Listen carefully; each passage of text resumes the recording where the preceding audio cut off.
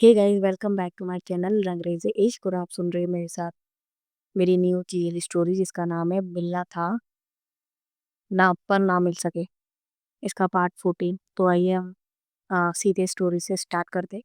यहाँ पर हम देखते हैं कि प्रियंका और गौरी दोनों ढाबे पे रुकते हैं और अपने लिए खाना ऑर्डर करते हैं और दोनों ही बैठ के खाना खा रहे होते हैं। गौरी प्यार से पहला निवाला प्रियंका की तरफ करती है। प्रियंका की आंखों में एक अलग ही चमक, मतलब अब अचानक ही उसके आंखों में ब्राइटनेस आ जाती है। वो गौरी के हाथ को पकड़ लेती है और प्यार से उसके हाथ से खाती है। प्रियंका बस गौरी को प्यार से देखे जा रही थी लगातार। गौरी उसे प्यार से हल्का सा थप्पड़ मारती है सर पे और कहती है, क्या सिर्फ खुद ही खाना खाना है, हमें नहीं खिलाना? प्रियंका हंसती है और कहती है, अरे क्यों नहीं खिलाऊंगी, मेरी इतनी हिम्मत कहाँ है? गौरी कहती है, हाँ तो होनी भी नहीं चाहिए इतनी हिम्मत। प्रियंका भी उसे खिलाती है। गौरी की आंखें इस मोमेंट पे ना उसकी आंखों से आंसू निकल जाते हैं। प्रियंका कहती, क्या हुआ, मिर्ची मिर्ची चला गया क्या? एक काम करो, ये लो लस्सी पियो, इससे ना तीखापन थोड़ा कम हो जाएगा। गौरी कहती है, इसकी जरूरत नहीं है, मिर्ची नहीं लगी है, बस आप इतने प्यार से खिला रहे हो मुझे, इसीलिए रोना आ गया। ये सिर्फ खुशी के आंसू है। प्रियंका कहती है, अच्छा ये बात है, तो फिर तुम इन आंसुओं की आदत डाल लो। गौरी कहती है, क्या मतलब? प्रियंका कहती है, मतलब ये कि अब मैं तुमको इतने ही प्यार से पूरी जिंदगी खिलाऊंगी, तो आदत डाल लो। गौरी कहती है, अच्छा जी, सच्ची? प्रियंका कहती है, हाँ सच्ची। दोनों अपनी आने वाली खुशियों के बारे में सोच रहे थे, लेकिन वो अपने आगे आने वाली मुश्किलों से बेखबर होते हैं। प्रियंका जाकर फटाक से अपना बिल पे करती है, फिर वो दोनों आकर कार में बैठ जाते हैं। गौरी कहती है, पेट पूजा तो हो गया, अब आगे क्या सोचा है? प्रियंका कहती है, हमें कुछ भी करके दिल्ली से निकलना होगा। एक बार हम मुंबई पहुंच जाए फिर हम सुरक्षित रहेंगे।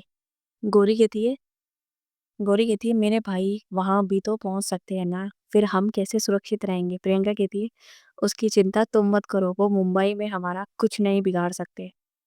ये बोलकर वो,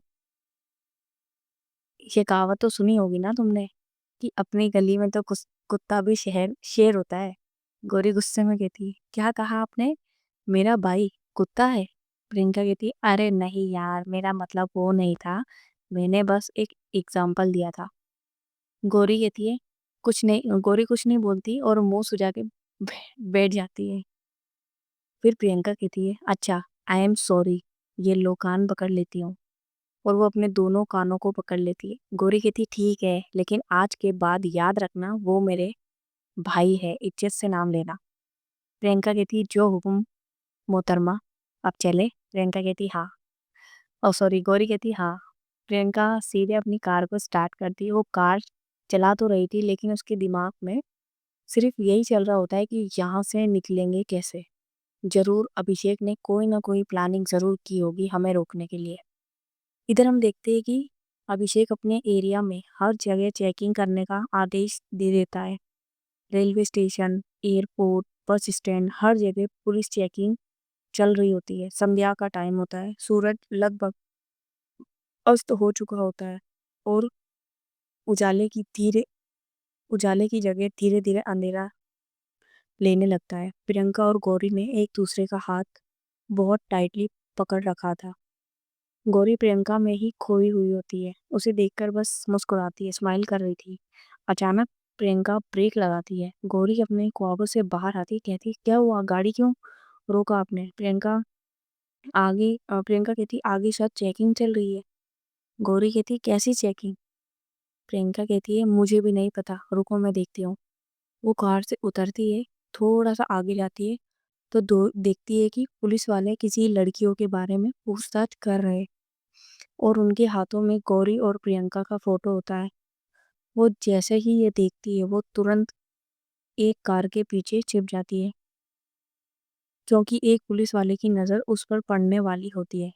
वो वहां से छिपते हुए अपनी गाड़ी तक पहुंचती है और जल्दी से कार स्टार्ट करके पीछे लेती है। उसकी गाड़ी बहुत दूरी पर होती है तो पुलिस वालों की नज़र उन पर नहीं जा पाती।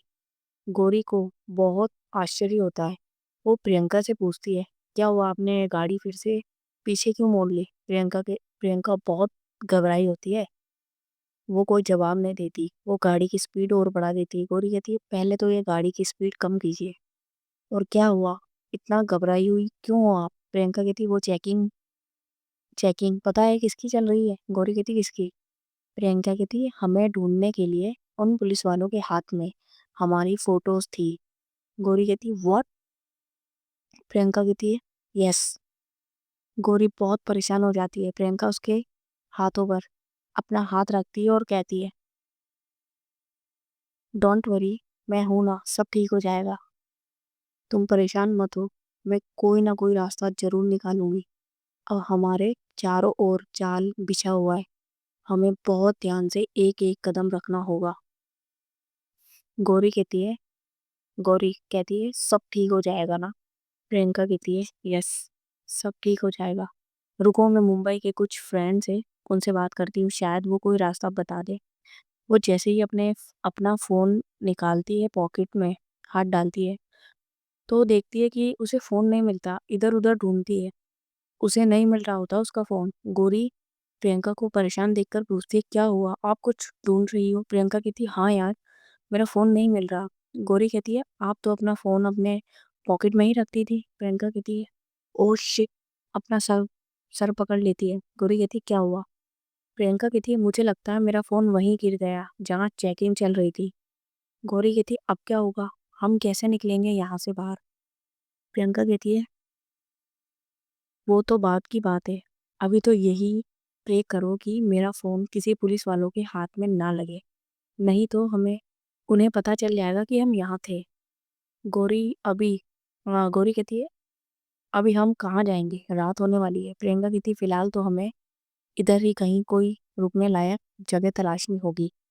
गौरी कहती है, हाँ सही कहा, रात में ड्राइवर रात में ड्राइव करना सही नहीं होगा। लेकिन आस पास तो बहुत ही ज्यादा जंगल ही जंगल है और मौसम भी खराब हो रहा है।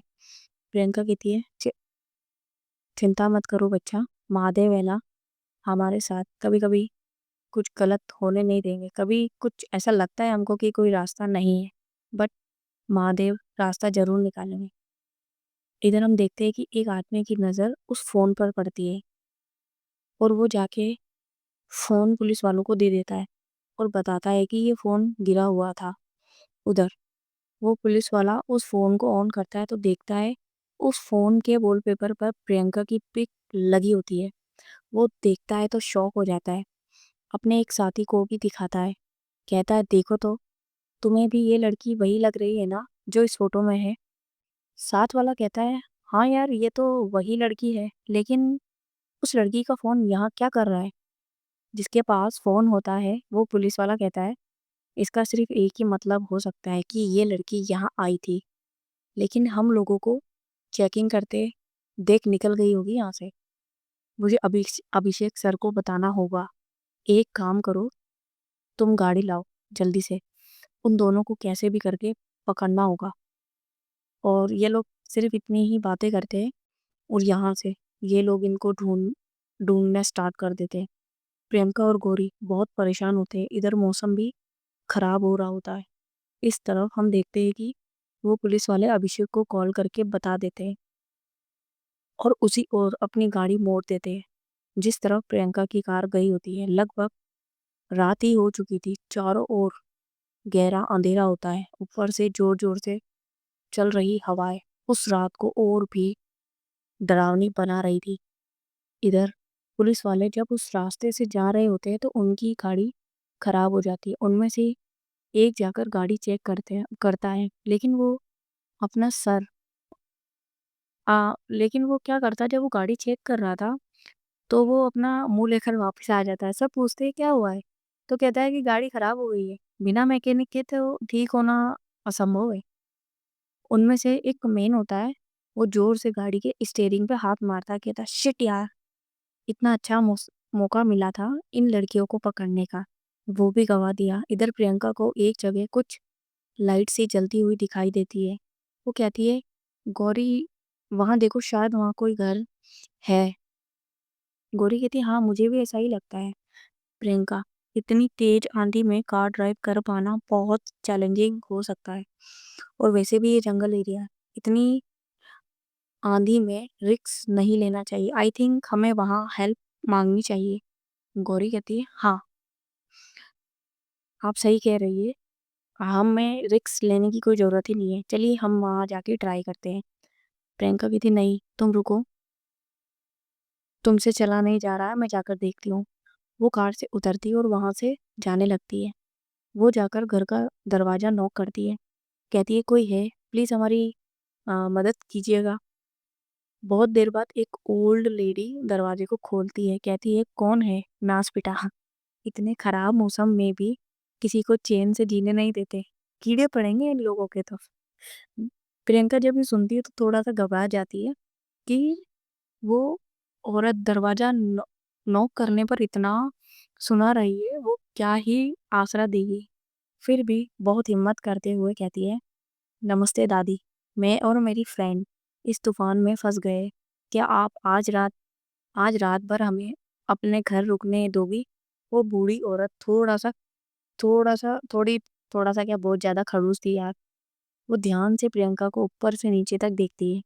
वो जैसे ही कुछ बोलने वाली होती है, प्रियंका बोल पड़ती है देखिए दादी मना मत कीजिएगा, हम दो अकेली लड़कियां इस जंगल में हैं, वो भी इतनी रात में, ऐसे रहेंगे तो अच्छा नहीं है ना। आपको तो पता ही है आजकल क्या हो रहा है दुनिया में, प्लीज हमें आज आज रात भर रहने दीजिए। वो बूढ़ी औरत थोड़ा सा पिघल जाती है और कहती है ठीक है आ जाओ, लेकिन हाँ जैसे ही सुबह हो जाए ना चली जाना यहाँ से। प्रियंका कहती बिल्कुल दादी, बस आज रात की बात है। बूढ़ी औरत कहती है ठीक है, वैसे तुम्हारी दोस्त कहाँ है। प्रियंका कहती है वो कार में है, मैं लेके आती हूँ उसे। बूढ़ी औरत कहती है ठीक है। प्रियंका जाती है और गौरी से कहती है चलो आज रात रुकने का जुगाड़ मिल गया। गौरी कहती है अरे वाह, इतनी आसानी से। प्रियंका कहती नहीं यार, उस बुढ़िया को बहुत मस्का लगाना पड़ा तब जाके मानी है। अब इससे पहले कि उसका मन बदल जाए चलो जल्दी से। गौरी कार से निकलकर चलने की कोशिश करती है, लेकिन उससे नहीं चला जा रहा होता है। तभी प्रियंका उसे अपनी गोद में उठा लेती है। गौरी को ये देखकर बहुत खुशी होती है। वो अपनी दोनों बाहें प्रियंका के गले में डाल देती है। प्रियंका उसे लेकर उस घर तक पहुंचती है। वो बूढ़ी औरत उससे पूछती है इसे गोद में क्यों उठाया है, ये अपाहिज है क्या, चल नहीं सकती। प्रियंका को उसकी बातें सुनकर इतना गुस्सा आता है, वो कुछ बोलने ही वाली होती है तब तक गौरी बोल पड़ती है वो दादी माँ क्या है ना कि मेरे पैर में चोट आई है, ठीक से चला नहीं जा रहा, इसीलिए इन्होंने मुझे गोद में उठाया। बूढ़ी औरत कहती ठीक है जाओ अंदर जाओ। प्रियंका गौरी को गोद में लिए हुए ही अंदर आती है। वो औरत उन्हें एक रूम दिखाती है जो पास में ही होता है। उसमें एक सिंगल बेड लगा होता है और वो बेड इतना छोटा होता है, उस पर बस एक इंसान ही सो सकता है। बाकी रूम भी काफी छोटा होता है। वो कहती है यही एक रूम खाली है, तुम दोनों में से एक यहाँ सो जाओ, एक मेरे साथ मेरे रूम में सो जाओ। प्रियंका को तो जैसे करंट ही लग गया होता है इस बात से। वो कहती है नहीं हम दोनों एडजस्ट कर लेंगे इसी रूम में, है ना गौरी। गौरी प्रियंका के कहने का मतलब समझ जाती है, कहती है नहीं मैं नहीं कर पाऊंगी एडजस्ट, मुझे घुटन होने लगती है, मैं सो जाती हूँ ना दादी जी के पास। प्रियंका गौरी को घूर के देखती है। गौरी उसे एक तीखी स्माइल पास करती है। प्रियंका कहती है नहीं मुझे अकेले सोने की आदत नहीं है, डर लगता है। गौरी कहती तो एक काम करो आप ही दादी माँ के साथ जाओ और सो जाओ, मैं अकेले सो जाती हूँ, मुझे नहीं डर लगता है। प्रियंका फिर से गुस्से से गौरी की ओर देखती है। गौरी उसे आंख मार देती है। वो बूढ़ी औरत कहती है ठीक है तय हुआ, लड़की तुम मेरे साथ चलो मेरे रूम में। गौरी मजे लेते हुए कहती है हाँ हाँ जाओ जाओ। प्रियंका को गुस्सा तो बहुत आता है लेकिन कुछ बोलती नहीं है बेचारी। वो बूढ़ी औरत जाने लगती है तो गौरी कहती है सुनिए दादी, दादी माँ। वो पीछे मुड़ती हुई कहती है हाँ बोलो। गौरी कहती है थैंक यू सो मच दादी माँ। वो जोर से उस औरत को गले लगा लेती है। उस औरत का भी कलेजा मानो ऐसा पसीज सा जाता है। वो रोने लगती है और गौरी कहती है क्या हुआ दादी माँ, आप रो क्यों रही हो। बूढ़ी औरत कहती है तुम्हारी तरह ही बिल्कुल मेरी पोती पोती थी। वो भी मुझे दिन भर दादी माँ कहकर परेशान करती थी। गौरी कहती थी का क्या मतलब है, अब कहाँ है? बूढ़ी औरत कहती है उसके माँ बाप उसे मुझसे दूर ले गए। मेरे जीने की एक वो ही तो सहारा थी। ये कहकर वो और रोने लगती है। गौरी उनके आंसुओं को साफ करती है, कहती है प्लीज आप रोइए मत। दादी माँ मैं भी तो आपकी पोती जैसी ही हूँ।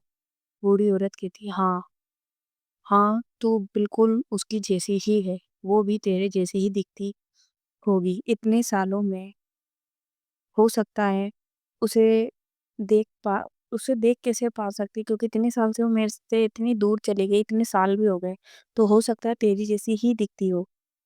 गौरी कहती है आप चिंता मत करो, उसके साथ आपका आशीर्वाद है, सब अच्छा ही होगा। बूढ़ी औरत कहती बेटा इस लड़की ने बताया था कि तेरे पाँव में चोट लगी है, रुक जा मैं कुछ उस पर लगाने के लिए लाती हूँ। गौरी कहती नहीं दादी माँ आप मेरे लिए परेशान मत होइए, मैं ठीक हूँ। बूढ़ी औरत कहती है तूने ही कहा है ना कि तू मेरे बिट्टू जैसी है, तो बस मैं उसके लिए भी वही करती जो तेरे लिए कर रही हूँ। आती हूँ मैं लेकर। तो वो बूढ़ी औरत जाती है और गौरी के लिए उसकी जो चोट लगी थी और वो उसके लिए दवाई लेके आती है। उसके जाते ही प्रियंका अपने दोनों हाथ बांधकर गौरी के सामने खड़ी हो जाती है। गौरी कहती है क्या हुआ, ऐसी क्यों खड़े हो? प्रियंका कहती है क्या किया अभी तुमने, दिमाग खराब है क्या तुम्हारा? अभी अभी तो तुम मुझे मिली हो और मुझसे दूर रहने की भी प्लानिंग कर ली।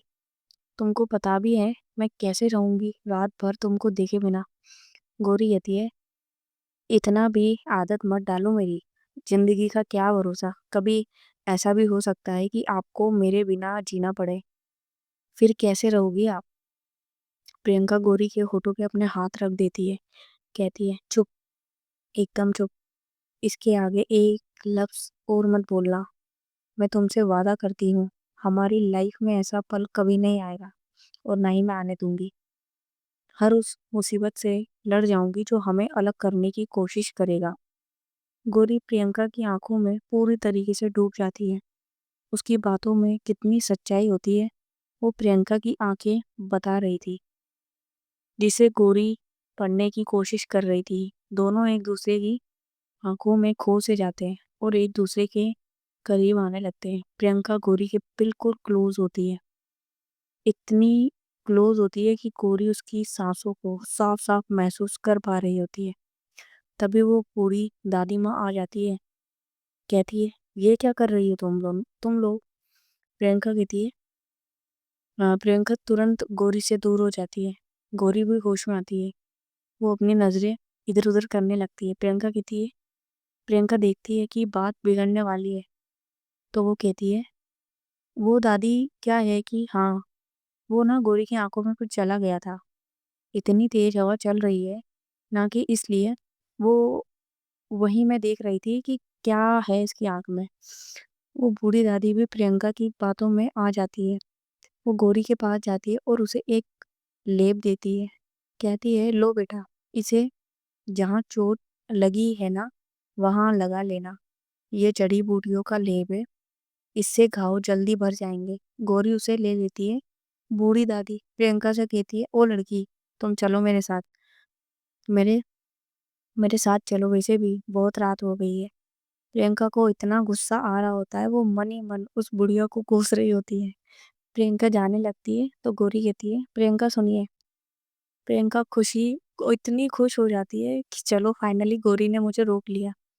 वो खुश होकर कहती है हाँ बोलो। गौरी कहती है वो मेरे पैरों पर आप ये लेप लगा दोगी, मुझसे नहीं लग पाएगा, इसके बाद आप चले जाना। प्रियंका के तो सारे अरमान प्रियंका की आंखों के सामने उसके जो अरमान थे वो सब खत्म हो जाते हैं। वो कहती है हाँ ठीक है। बूढ़ी दादी वहां से चली जाती है। प्रियंका गौरी को सहारा देकर बेड पर बैठाती है, फिर वो खुद नीचे बैठ बैठ जाती है, गौरी के पैरों को अपने घुटनों पर रखती है। ये देखकर तो गौरी को और ज्यादा प्यार आता है प्रियंका पर। और वो उसे प्यार से देखने लग जाती है।